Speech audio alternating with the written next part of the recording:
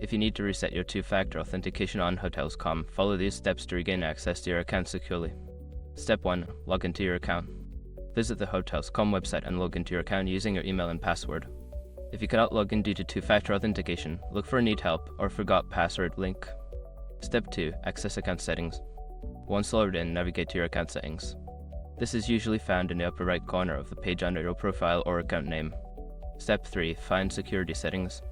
In the account settings menu, look for a section labeled Security or Two-Factor Authentication. Click on this section to manage your authentication settings. Step 4. Reset two-factor authentication. Follow the prompts to reset your two-factor authentication. This may involve verifying your identity through an email or phone number associated with your account.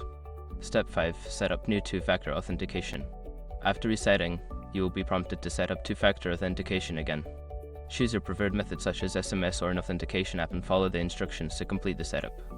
Once you have completed these steps, your two-factor authentication should be reset, allowing you to access your account securely.